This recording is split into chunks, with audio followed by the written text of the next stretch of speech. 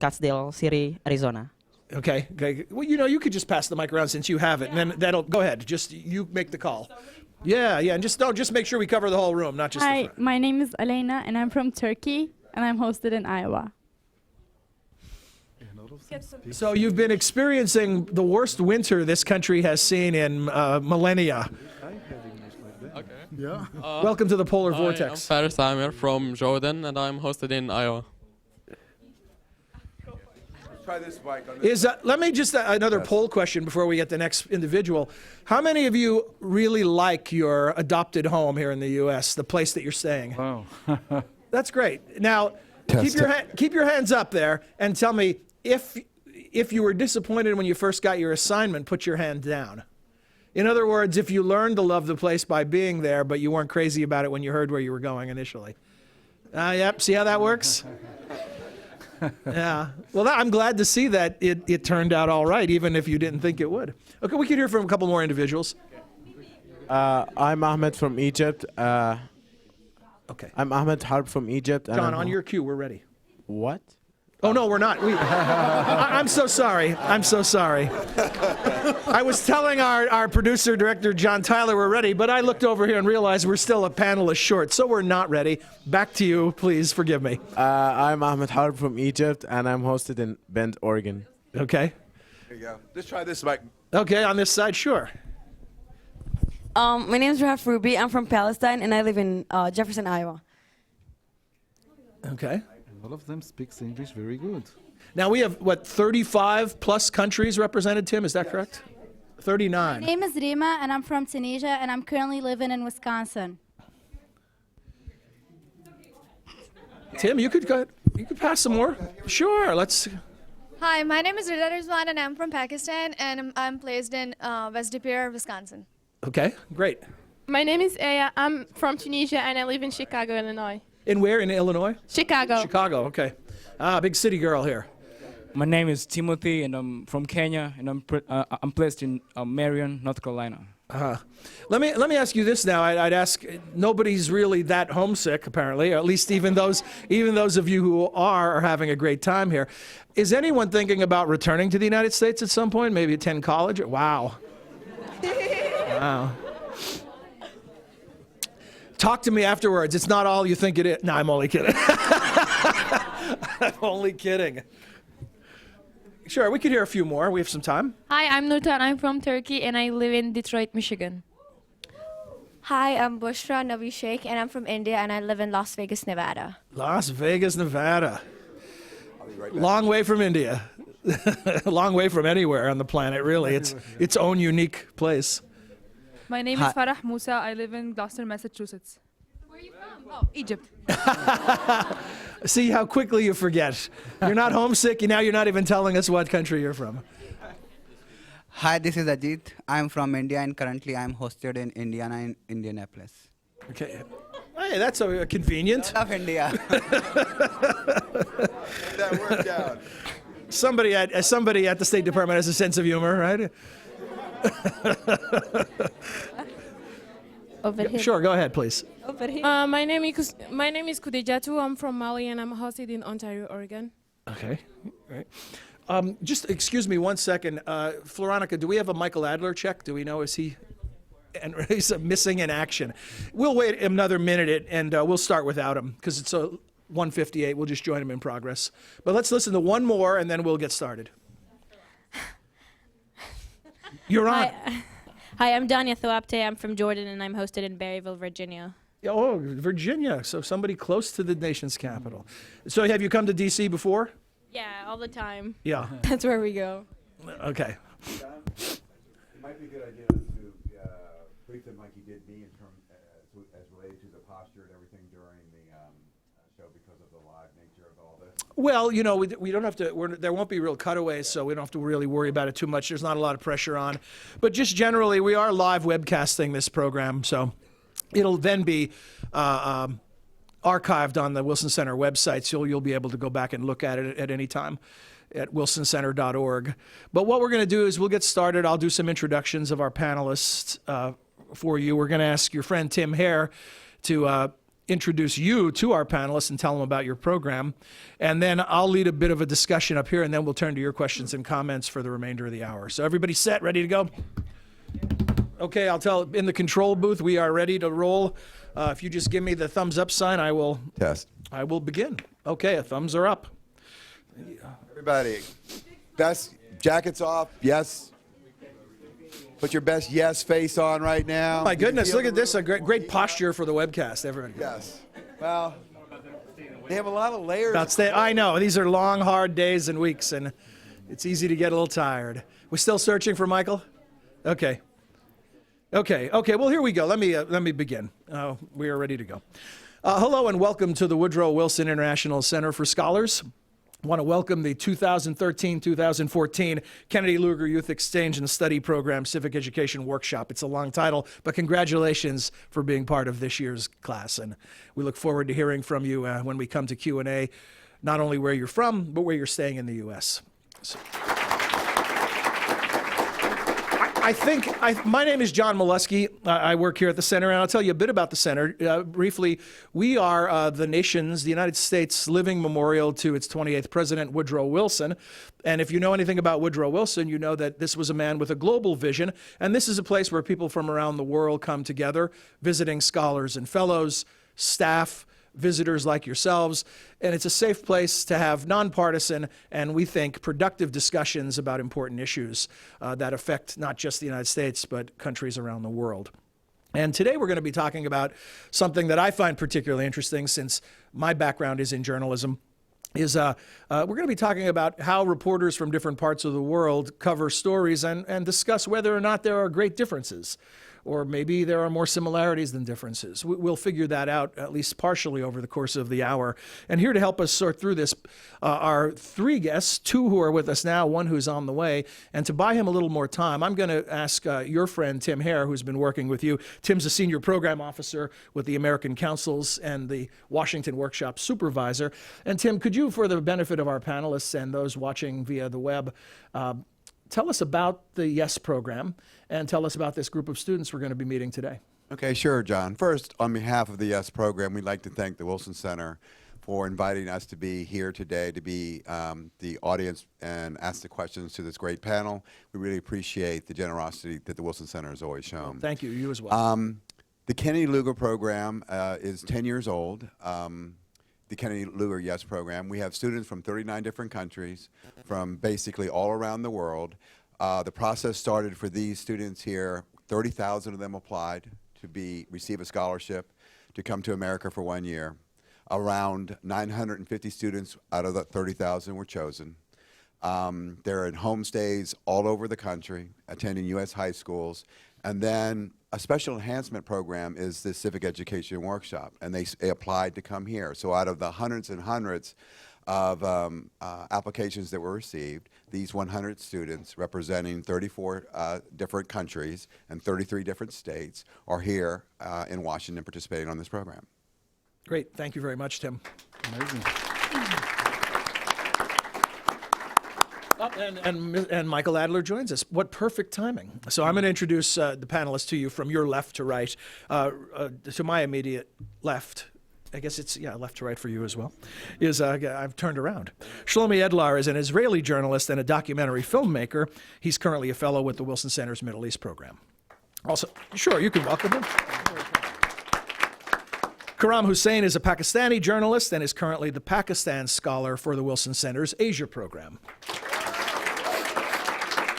And Michael Adler is an American journalist who now serves as a public policy scholar at the Woodrow Wilson Center. So, thank you. On behalf of the gentlemen, I say thank you. Gentlemen, let me begin with a general question, because one thing I wonder as we prepare for this is, in the age of globalization, where the way we communicate is having a somewhat of a homogenizing and pasteurizing effect, is journalism around the world becoming more the same? Or are there still distinctive differences in the way things are covered or the way the world is viewed? And let's, for the opening round, at least begin in the order of introduction. I think even today, when the journalism is depending on the websites and the internet and the world becoming small village, since the journalism, the journal media around the world still distinguish from country to country. I can tell from my point of view, I'm come from Israel, I'm a journalist from Israel, and I can tell you more and more how the difference between the Israeli journalists, the Israeli media, and the Palestinian media, and the other countries around the Middle East. So I think that the main purpose of my work, my career, to show the people how we can fill all the bridges between the countries, between the people. For my experience, myself, even the Israelis see the Palestinian in demonized. Even the Palestinians saw the Israeli in either or dark or white, and they can't distinguish the other side of the border in a different way. So I think still today we can see how the media affect the public opinion around the world. Karam? I don't think journalism is becoming alike. In fact, quite the contrary. I'm seeing a very wide diversification taking place. Two things are driving this diversification. On the one hand, it's digital, the introduction of digital journalism, and on the other, it's the proliferation of private TV channels. If you look about 10, 15 years ago, you'll find that most people got their news or consumed their journalism primarily through print, whereas now it's either through broadcast media or via digital. Digital journalism is taking off in societies, in the advanced societies, primarily because penetration of high-speed internet is a lot higher, and plus levels of literacy that are required and a basic technical familiarity. Those skills are to be found in more abundance in these countries. But in countries like Pakistan and many other developing countries in the world, television has shaped journalism very profoundly over the past 10 years or so. And two things are happening as a consequence. One is that we now have a much wider array of tools with which to tell the stories, which is what journalism is all about. It's about telling stories. But the tools are also shaping the stories that we are able to tell. So live breaking news is becoming, for instance, much more of an animal than it used to be 10, 15 years ago. Analysis is getting a different place. Commentary is getting a different place. So in fact, it's a very exciting time because journalism is being changed and shaped and is undergoing a diversification that is different all over the world. Among the many important points you just made, the notion that television still matters is one worth mentioning, because especially for a younger group of people who are more inclined to get their news from a mobile device, television is still a player. It's not gone yet, even though the internet is rising. Michael, your general observations? Well, I agree with everything my two colleagues had to say. Very diplomatic of you. I think what's also happening is you're getting new networks. And it's amazing how a lot of these are become very ideological. I'm thinking of Russia Today. It's RT, which they tried to start out as being a kind of CNN, but then national considerations come into play, and they're very much presenting the Russian point of view. Al Jazeera, which was an explosion of presenting an Arab point of view. And I think you can make the criticism that Al Jazeera has recently fallen off in its Arab channel to become much more partisan what they're presenting. So I think that differences are not at all dead. They're very much alive. And I agree that digitalization and social media have given a very personal slant to the news. And obviously with a personal slant, you're going to get ideological prejudices, and positions, and you're going to get national positions. So in a sense, everything is acted to make the debate more lively. The problem is that with some debates, certainly in American television, it becomes more sometimes yelling at people instead of discussing things. And in social media with Twitter, it's very quick, so you have small things. So you can make the criticism that the larger debate is lost, but I don't think it is lost. I think it comes out one way or another. Just one second. I just want to ask a question to the audience, and we'll all learn something from this poll. Then I'll come back to your point, which is about where you get your news. Does everyone in the room carry one of these, a smartphone of some sort or another? Just about everyone does, right? Yeah. And how many of you have Facebook accounts? How about Twitter accounts? How about some other social media function in addition to those? Yeah. So we're talking about most people certainly in the room, and increasingly, we could be saying this about most people on the planet. Sure. Certainly that's where the trend lines are headed, even in those places where access and economies make it still a limited process. So with that in mind, I'm going to ask for a raise of hands, and I've been told by a pollster I've got to give you all the answers up front so you don't vote twice. Only vote for one, and the question is, where do you in any given day or week get most of your news? And your choices are a print source, and that can be magazines or newspapers. Second would be television. Third would be radio. And fourth would be online. And I know that online represents all of those and more, because it becomes just a collection of newspapers or television programs or other things. But where is your primary source? How many of you would identify a print source? Raise your hand so we can get a look.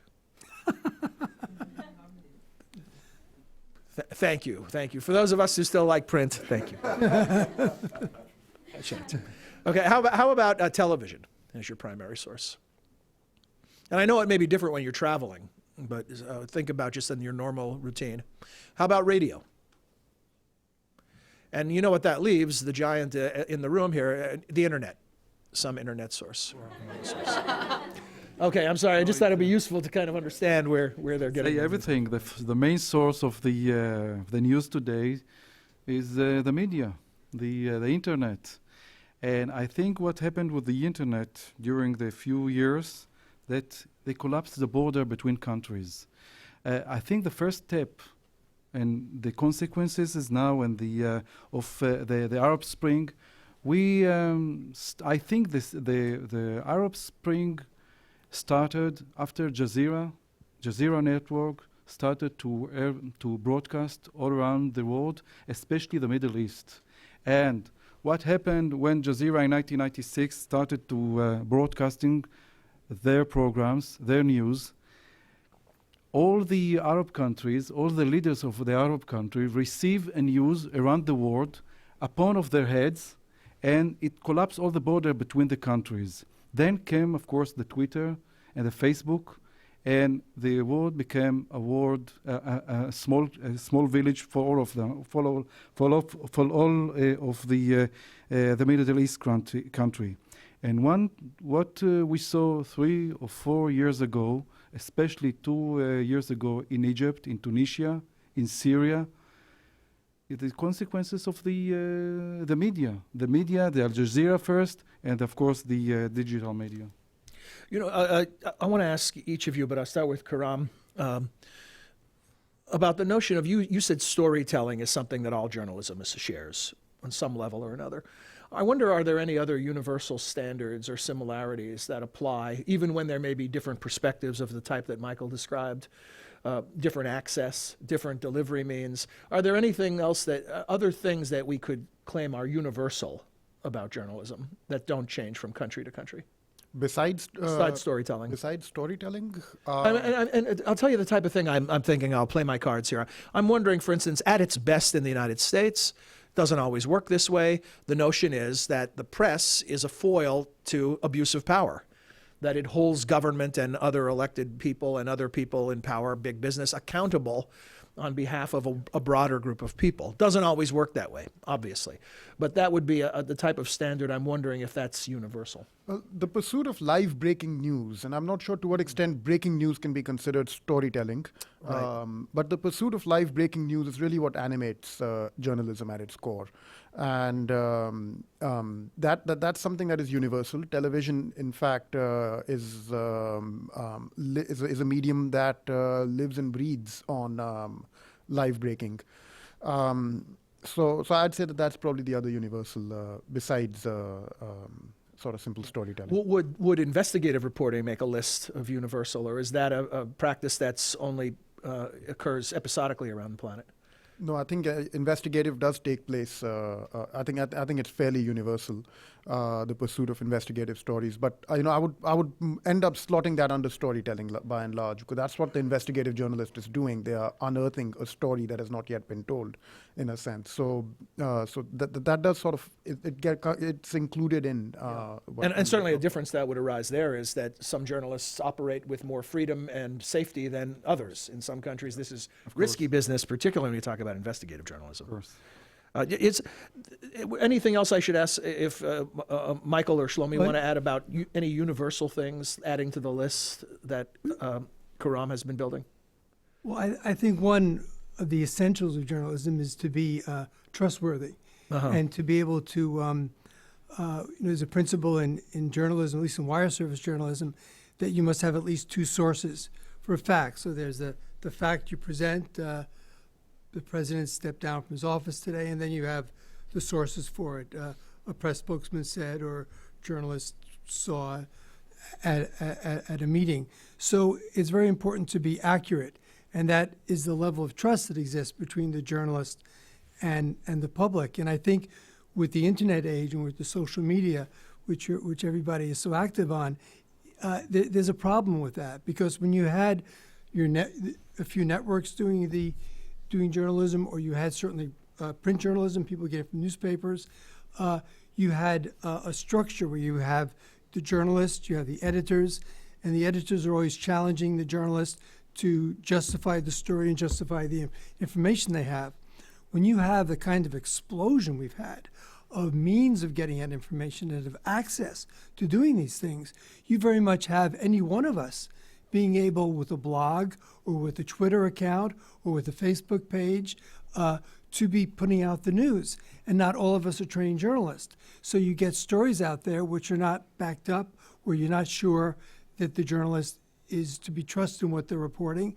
That's a problem with the internet. Hang on, I was just tweeting that.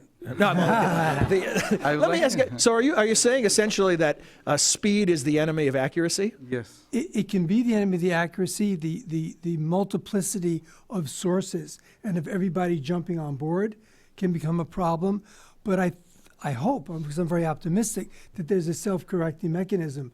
I was just reporting on something in Europe, and I was doing Twitter, which for me was a new experience and a horrible experience. It's terrifying. I was doing Twitter, and I said to my colleagues, who are all experts, they can do it with two hands, they can do it with their toes, they're typing all the things. And I said to them, well, what if I put out something that was totally false, that didn't mean anything? And they said, if you do that, people will stop going to your Twitter account to find out what you're saying. So self-correcting. So hopefully that's a self-correcting mechanism. That's a hopeful view. And hopefully, but I would just say, don't tweet with your toes. That's not very sanitary. Just one last point, which is that, especially with Twitter, you start getting everything is being short. So if we were reporting on what is going on here, for instance, you could be tweeting it and saying he just said. That is not necessarily a news story. To some extent, a news story is putting things together, is getting different opinions. So in the fast-paced world we live in, a lot of what comes across as journalism is really not journalism. It's raw material that could become journalism. And I'm optimistic because I think there will be a market for people who do that. But these are problems with the internet. So when you're sampling at 140 characters, everything's out of context. Shlomi, I had the privilege to be a TV correspondent for over 20 years. And when I'm talking about privilege, this is the difference between website and television. In television, in one picture, it's worth than 1,000 or million words to see, to show, not to smell, but to understand everything. And I had the privilege 20 years ago to enter the first time in my life to Gaza Strip and uncover for the Israelis the enemy's face. For the first time, I think the Israelis saw the Palestinian in Gaza Strip, later on the West Bank, with no mask on their faces, just face to face, and to understand and believe that even the enemy, they are human beings. This is the difference between the net and the television. And today I'm writing for a Monitor website. It's a website that many journalists around the Middle East writing on one place, from Iran, from Syria, from Turkey, from Egypt, from Israel.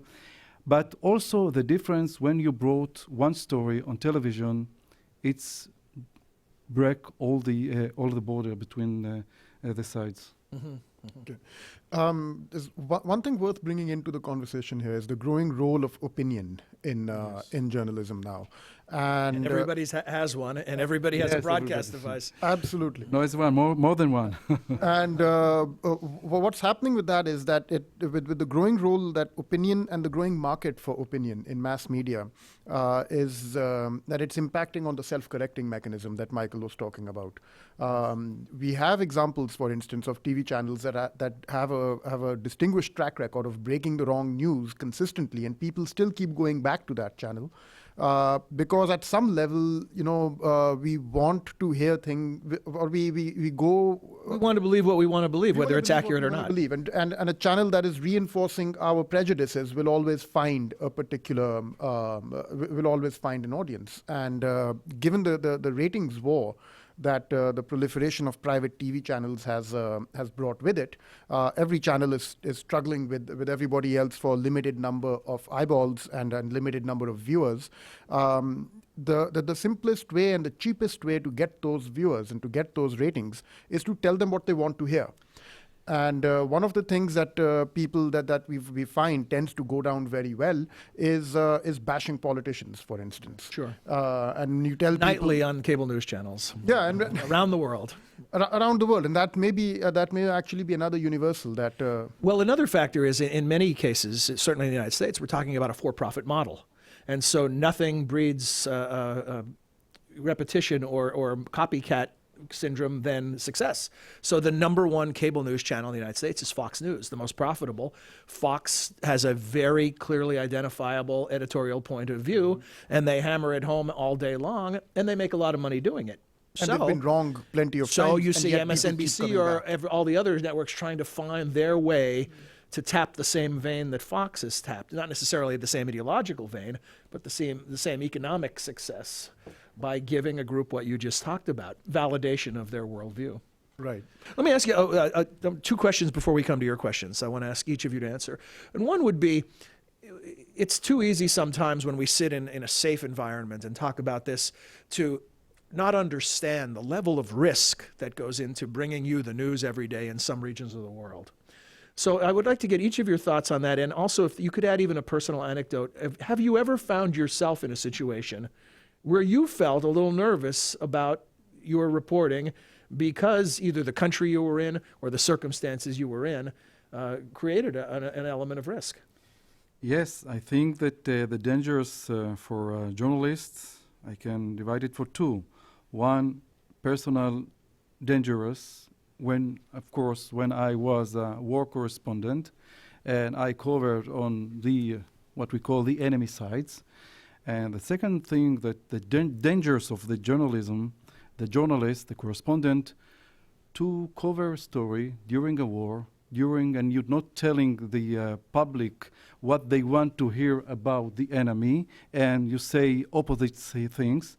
And I can tell you, during my career, covering the Palestinians issues, and especially the Gaza Strip, since Hamas movement took control in Gaza Strip, it wasn't simple for me to cover the enemies, because the Israelis, the other side, and I think also all around the world, when you cover the enemy sides, when you are a war correspondent, you have to deal with very delicate, very sensitive issues. And between the controversial sides, when you say something that's a difference from the public opinion, you felt the environment change. Mm-hmm. And added on top of that is increasingly we see reporters as targets, where there used to be a time where generally, even in war zones, reporters were allowed to report, and now they are being targeted in ways that has changed in your lifetime.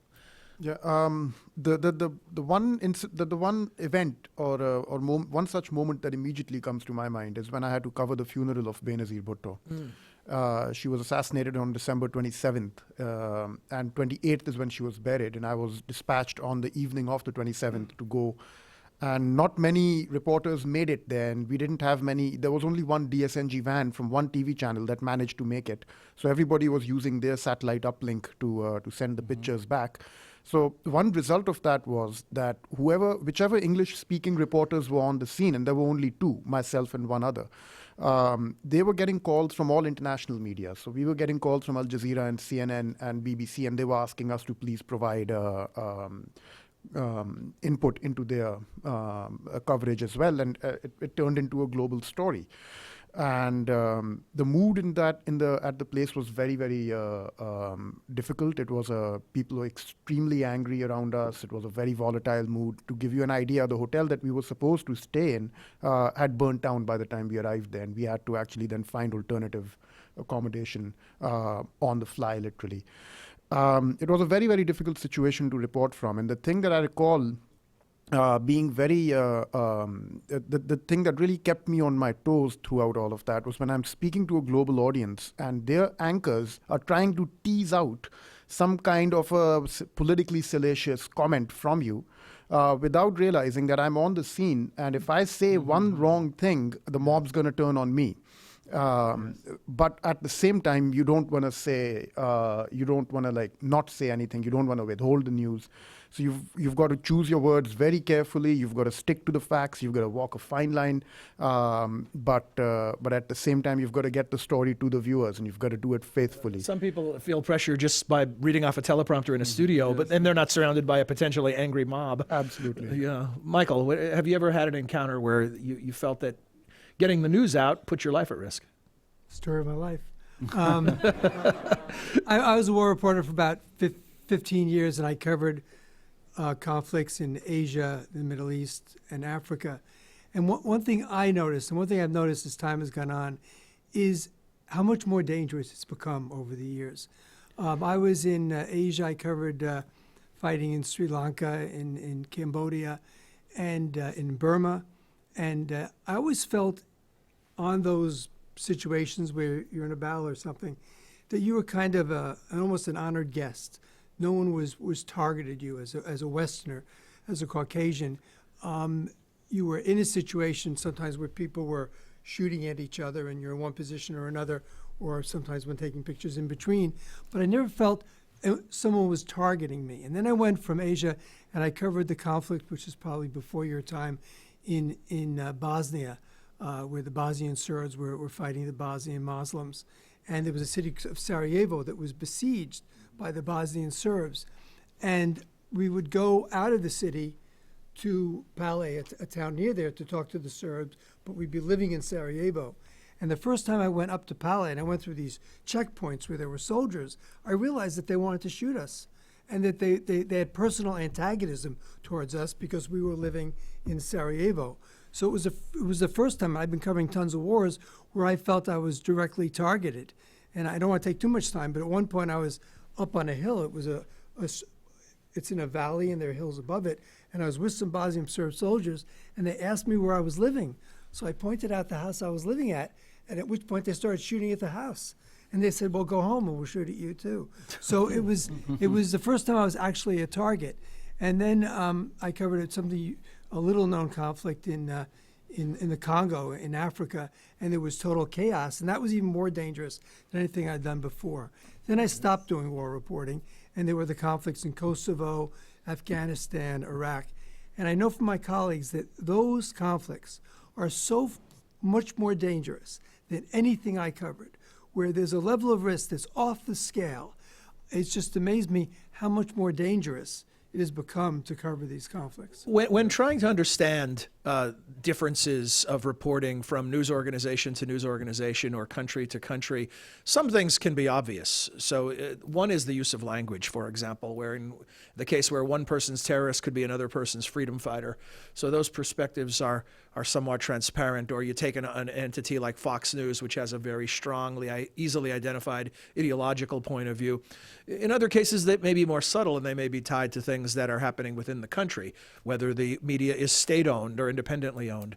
What I'm going to ask our panelists to do now, before we come to your questions and comments, is that if each of you could think of one example of a recent story, whether it's the uprising in Ukraine or the Arab Spring or the Iran nuclear program, any story that you could think of where you could show an example of two very different points of view that you observed, or maybe you even participated in as a reporter, where maybe Al Jazeera was calling it one thing and NBC News was calling it another, something like that. You see what I'm getting at? I'm trying to give concrete examples for you of where we see some significant differences of approach.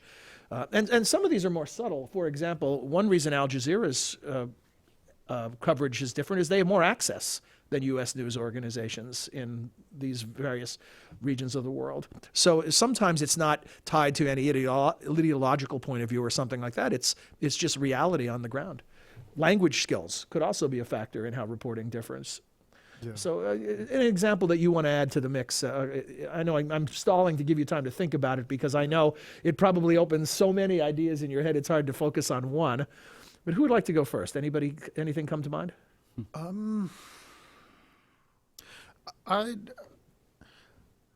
The best example I can think of is how the Arab Spring. I mean, I'm trying to think of a single story as such, and that might take a little bit of time. But the Arab Spring as a whole, if we imagine that as one story, beginning in Tunisia and then of course rolling across, how that's been covered and perceived by international media, and then how it was covered and perceived by local media in a country like Pakistan and in a different language.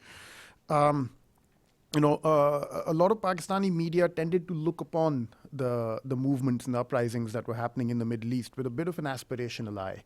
That why are our people so silent in the face of this and that? Why don't they also rise up? Whereas I think in global media, initially there was a great deal of wonderment at the nature of the mobilizations, but it quickly gave way to a sense of extreme caution that this could go horribly wrong as time went on. That's how mass mobilizations in the Middle East were perceived by global audiences and how they were described by global media was actually very different from how they were. And part of what you describe is sort of what's in it for me. A country has a tendency to look at it from their vested interests, and so what it means to them in terms of either security or economics or whatever the case may be. Another point that your example brings to mind is the notion of maybe we sort of see ourselves in these stories, and that can distort it because there are cultural differences, historical differences. So Americans see a revolution, they see the American Revolution. Right. And it's not always like that. Right. If I may just add one more example to that, which is the elections in Pakistan. It's not exactly a global story, but March 13, 2013, Pakistan just had an election. And within the country, of course, and a national election is going to receive a lot of detailed coverage and whatnot. But abroad, it was interesting to see how just about every single major news channel had only one question to ask: what does it mean for terrorism? What does it mean for the future of the stability of the country?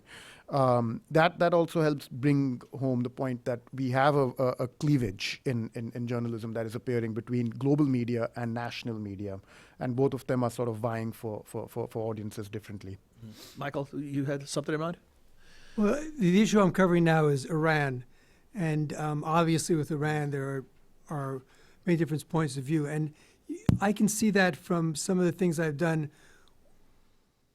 And I'll take two examples. One is how Fox would present something and how something like Russia Today would present something. And when I would do panels at Russia Today, often they would have very hostile points of view to the U.S. role in negotiations, to what sort of voice the United States is giving to Iran, how much understanding they're giving. And I would find myself on panels with people who were very antagonistic to the United States and felt that it was treating Iran unfairly. And then you go to someplace like Fox, and it's obviously just the opposite.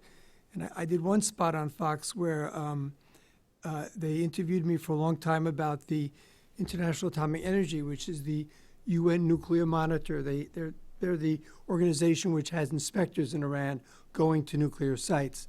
And there was a lot of criticism about how this organization was covering Iran and inspecting, and whether they were being impartial or whether they were actually, and their chief, Mohammed al-Baradei, was helping the Iranians. And I did a 40-minute taped interview where I tried to explain how the IEA, this organization, functions, what are its institutional needs, and what the head then of the time, Mohammed al-Baradei, was doing and had to do to preserve his organization's integrity. 40 minutes.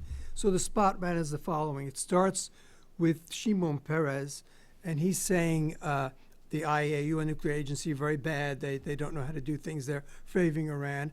And then I came on, and I thought they would use me to explain what the UN Nuclear Agency is and what it does. And there was just one question, which was whether I thought the Iranians were slowing down their nuclear work in order to accommodate the political process. My answer was no.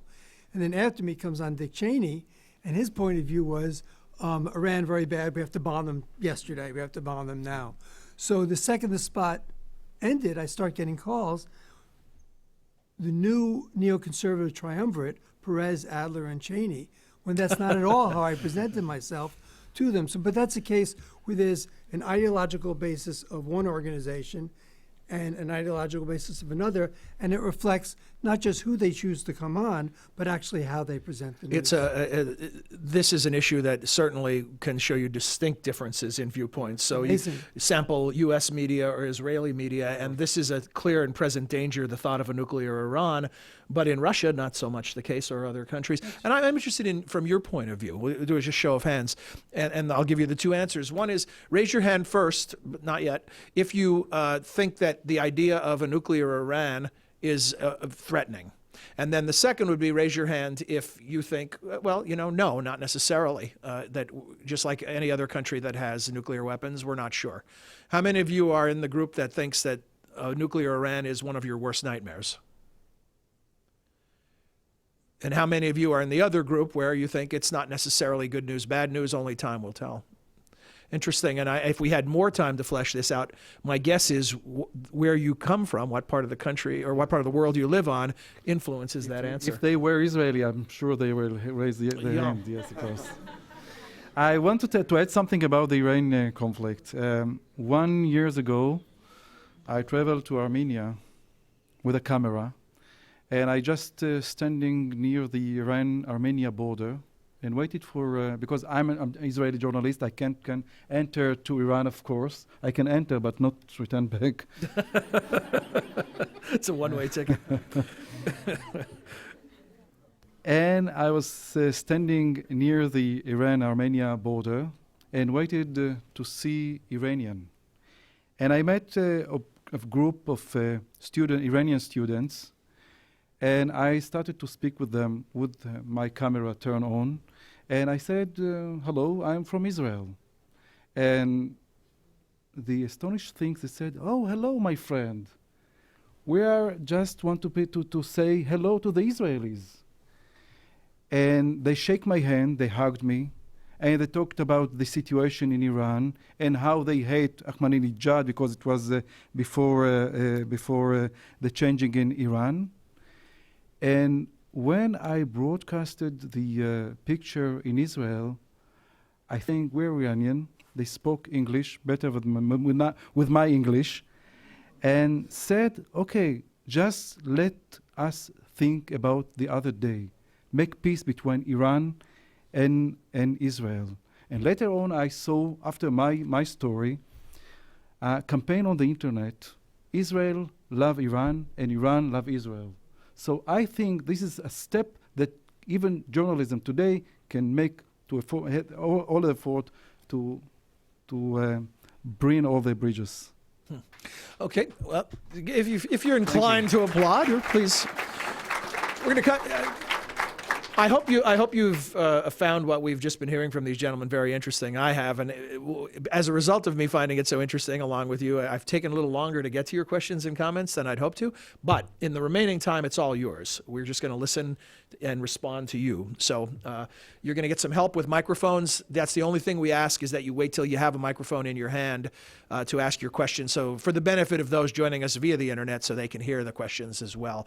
And I'm going to ask, but you can pick the next questioners. Don't don't rely on me to do it so that we always have somebody with a microphone in their hands. This gentleman is first. Hi. Good morning. I am Nathan Swartz from South Africa. Firstly, I'd like to acknowledge the panelists on the amazing work that you're doing in contributing to journalism as a whole. We know that journalism has brought many change of perspectives in the world. A few examples that come to mind is the Watergate scandal, or even WikiLeaks and journalism in Egypt. And my question is, if we look towards the future, what advantages and disadvantages would you say journalism or media would bring to the ideologies of societies? Yeah. And what I'd ask is if you brief responses so that we can get to as many questions as possible. We may need a little more clarification on exactly what you mean by the question, but does anybody want to take a stab at it? Sure. I'm not sure what you mean by ideologies of society, but because there are many ideologies usually in any given society. But that's where the growing role of opinion in journalism is actually playing a role, because now people are able to choose. You know, you'll have 30 channels on your TV, and what the typical viewer normally does is they'll keep switching channels until they come to a channel that is telling them what they want to hear. And then they will stop and they'll say, I like this guy, you know, he speaks the truth. And and given 30 channels, you've got people saying all kinds of stuff. And then, so what you have is not a marketplace of ideas as such, what ends up being created. What ends up being created is a bazaar of opinion, in a sense, where everyone is sort of selling their wares and hoping for ratings in return. And what happens in such situations is that the most widely prevalent opinions are the ones that find their way onto the screen, are those prejudices that are most widely held in society. Another discouraging thing about what you just described is there are studies that show that even if you're an independent thinker and someone who's very informed, that when you listen to other people's opinions, you're influenced. Mm-hmm. Absolutely. And that's why it's very, very important in this time to be a very discerning consumer of journalism. Don't believe everything you hear on TV. Don't believe everything you read in the papers. You've got to be very careful and know what sources you can trust and what you can't. You've got to know when your buttons are being pushed, when you're being emotionally manipulated into believing a particular position, or when the writer actually has facts to present. Who's next? Hi. Good afternoon. My name is Maisha Islam. I'm from Bangladesh and I've been placed in Minnesota. I was wondering about your opinions on, we all know there is and has always been a lot of violence in the world.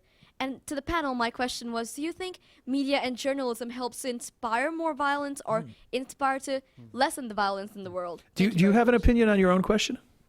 I think it can go both ways, because it depends on the person that is listening to the news, or the journalist or the media, because everyone thinks differently, so they'll take the news differently. But yeah, thank you. Okay, thank you. I think journalism cover the ground. I don't think that it stimulates violence. What is called violence, for example, when I said before that I think that Al Jazeera was a catalyst for the Arab Spring in Egypt, for example, or Tunisia. And after that, what happened in Egypt, all of us know what happened in Egypt. Is it a violence, just violence, or it's a war for freedom? So I don't know if media accelerate something for violence, but my point of view, journalists cover what's going on the ground. It's an interesting question. And I agree with Shlomo. I think that journalism covers what's happening. So if you see, I'm thinking of Syria and some of the images we've seen from Syria, there's no way that could glorify violence. It's saddening, it's tragic, and in a lot of ways it's a little bit disgusting. So seeing violence that's raw, where it's really happening, you see how much people suffer, that to me would dissuade violence. I think in the media, there's an incredible glorification of violence. And in films and in some TV shows, their violence is glorified, and that can have that effect where somebody sees it and thinks, wow, it's cool to do this stuff. One of the real problems here is journalists aren't in the habit of keeping secrets. They're inclined to share information. Sometimes certain information could inflame strong feelings, but that doesn't mean a journalist needs to make that calculation and decide it's too risky. In other words, we have to trust you with the information. Who's next? Who has a mic? Hello, There we go. Okay. My name is Rida Rizwan and I'm from Pakistan, placed in Green Bay, Wisconsin. So first of all, I'd like to thank all the panelists here that they came here and are giving their time to us. So as we were talking about the universal things that are found in journalism, so I'd like to ask Mr. Hussain that he worked with Dawn News and BBC as well. So what does he think are the differences found in both the companies?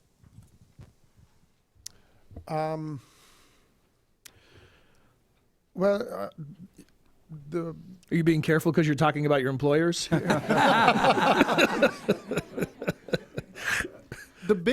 biggest difference is actually that one is a privately owned venture, and as a result is profit driven and needs to earn its money from its own coverage in order to pay its own bills, and the other was a state supported. So the BBC gets its money from the government and doesn't need to worry so much about ratings. And one of the most jarring experiences that I had when I went to the BBC headquarters and I sat down with their staff, and the first discussion I had with them, and they told me what they want from me. My first question was what anybody coming from a private sector organization would ask. I said, "What's your strategy for getting the ratings?" And they said, "Don't worry about the ratings." I nearly fell off my chair because in the environment that I was coming from, that's the only thing you were supposed to worry about. And here they were saying, we don't care for the ratings. It doesn't matter. We are the BBC. Whatever we do, there is an audience for it. That was the biggest difference of them all. And then, of course, a lot flows from that. When your orientation is towards the ratings and towards getting viewers, you will approach your work in a particular way. You will try to do certain things to get those viewers. But when your whole approach is geared towards the standards of excellence that the BBC prides itself in, for instance, that's what they say is important to them. They say we have certain standards, and our effort is to try and uphold those standards wherever we go. Then you will approach your work in a different light altogether, and that was the biggest difference. There's a famous saying in American journalism that originated during the Watergate era, and we're not exactly sure who said it first. There are different accounts, which is follow the money. Yeah. And it has application not just in following a story for a journalist, but also understanding the behavior of news organizations. Mm-hmm. Yes. Who's next? Hi. Okay, hello. My name is Fitri. I'm from Indonesia and currently living in Santa Fe, New Mexico. So last week I just had a assignment in my government class when we had to do research about one issue in a one resource like a website like a CNN and Fox News. Are you going to try to get some help with your homework now? Is that? So like both of the news and those resources is really different, even though they're covering the same issues. So what I want to ask is about political bias. So is it something that has to present in the news, or is it possible the news without bias in it? Thank you. Very interesting question. Mm-hmm. Is it possible? Probably not, because you're taking a slant on the news. But some people are trying to slant the news, as we discussed, and some people are trying to get it straight. But you're always open, especially in the selection you make of stories, not even the stories themselves, to having a political slant. And once again, we're speaking so much, perhaps unfairly, about Fox News, but Fox News clearly has a slant. And one thing about journalism, you're supposed to get different sides. And one thing I would criticize Fox News for, and I think they've gotten a little bit better on it, is in the illustration I gave.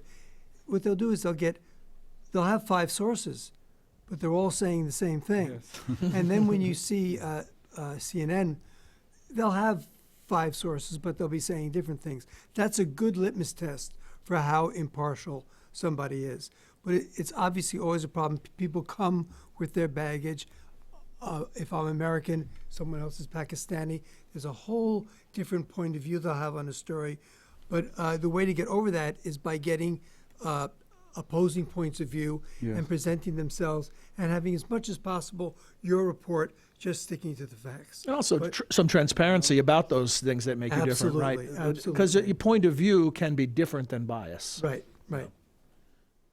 Any other thoughts on this? No, I can give another example. If you would like to know about the situation, not to stick to only one source.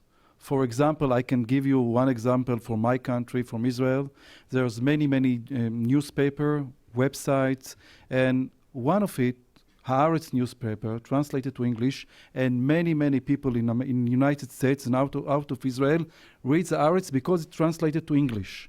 But Haaretz, it's a very good newspaper, but it's not represented Israel. So if you want to know something about my country, you probably can read Haaretz, but you know nothing about Israel.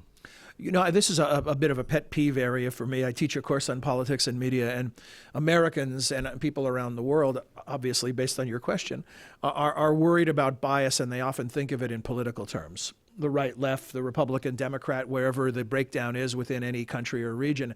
And I think that's the least worrisome type of bias because it's the most easily identifiable. Yes. It's transparent. The biases that are more invisible are things like what you decide is news in the first place, what makes the cut, what you talk about, what you don't, and then how you talk about it, how you frame it. In other words, I know you cover a lot of economics. The economy in this country is covered from the perspective of people with money. It's top-down coverage. We talk about the stock market all the time. We don't talk about unemployment rates in the same way we talk about the stock market. We don't update that daily. So it's really the boardroom and not the assembly line. So I think those are the biases that are even more pernicious because they're less visible. Thanks. I'm not in control of this. I know you're raising your hands, but it's people with microphones who are in charge. Good afternoon, sir. I'm Caleb Michael from Afternoon. Nigeria, and I'm hosted in New York, Buffalo. My question is just mainly about the journalism itself. I've seen like journalism have helped to build a global village, and also like helping to like connect different people together. So I was gonna ask if on this idea of journalism, maybe you guys have like a future plan of setting up a program like such as this one that could help train youth to become better journalists in the world, so we could be connected much better. Is it something you'd be interested in as a career? Sure, I'll be. Oh, you'll take a job, right? Sure. when can you start?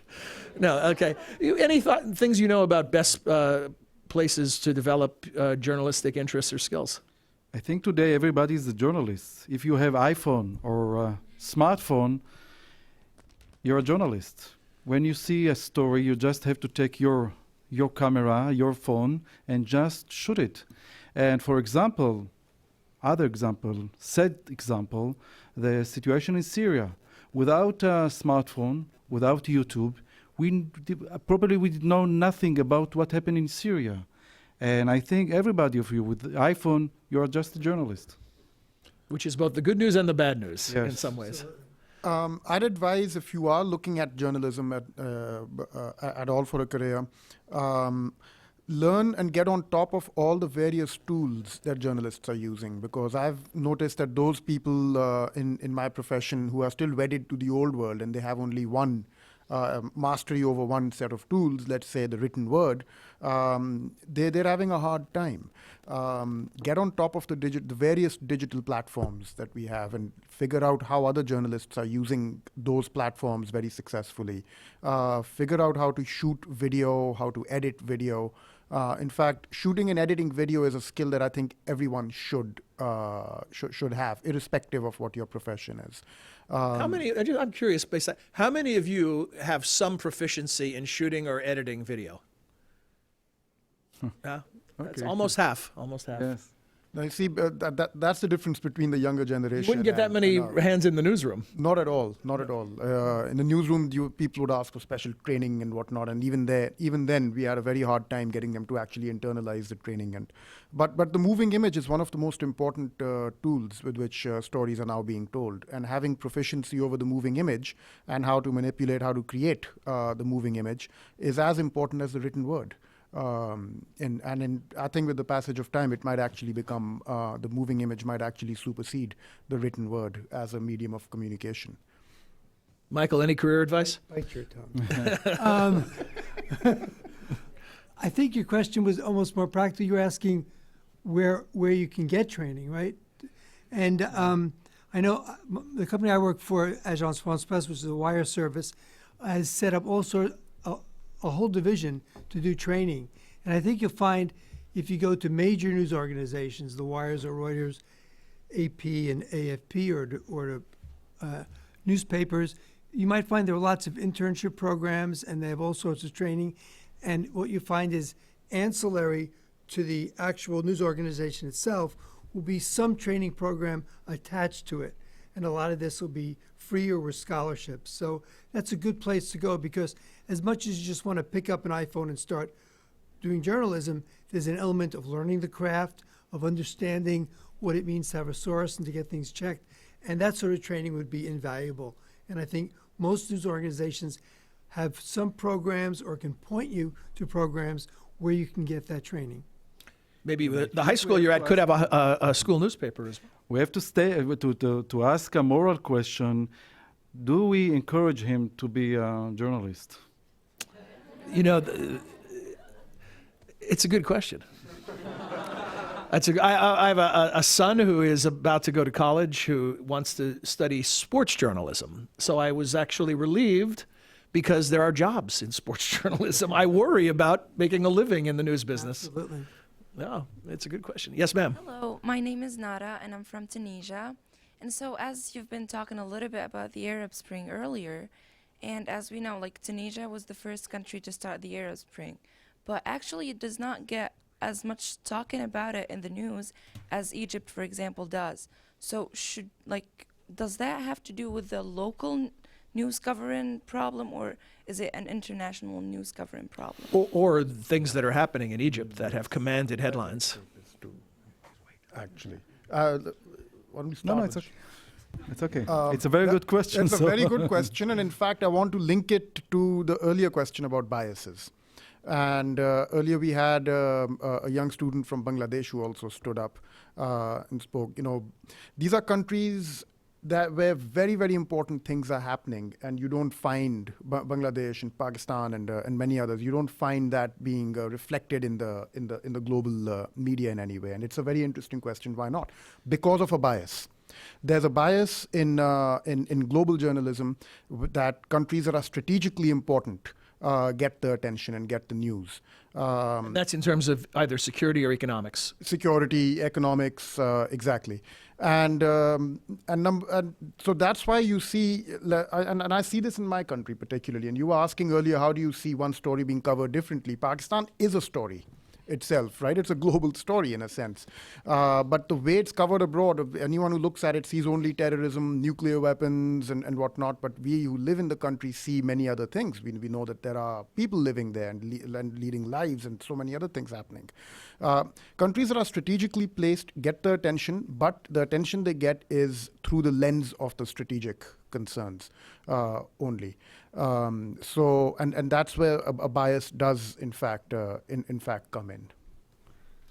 Well, it's a very good question, but I mean, to some extent, if the Arab Spring had stopped in Tunisia, that would have been one story.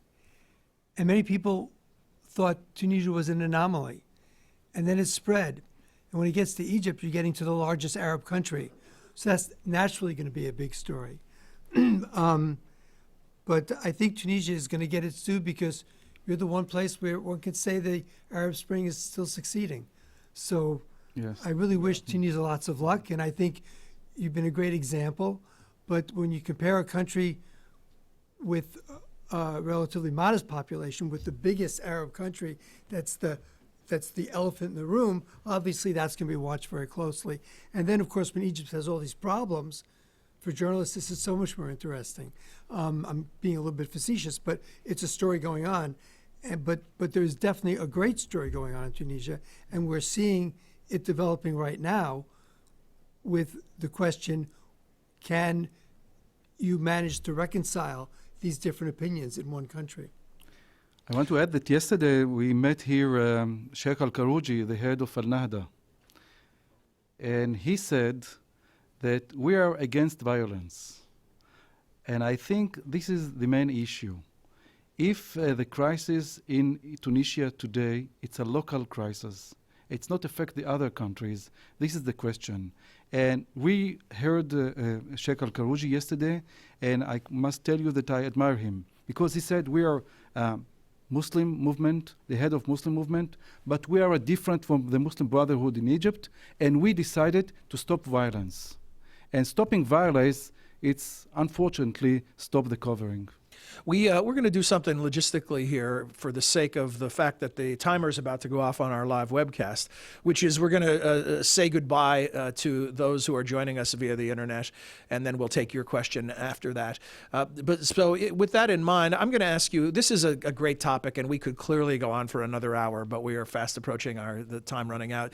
But I just want to, one reason it's a great topic is because we have a great panel. So will you join me in thanking them for joining us today?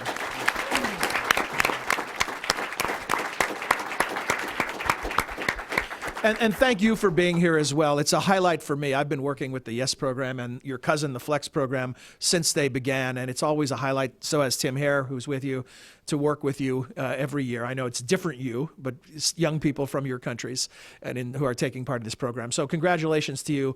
Thanks, and good luck the rest of the year.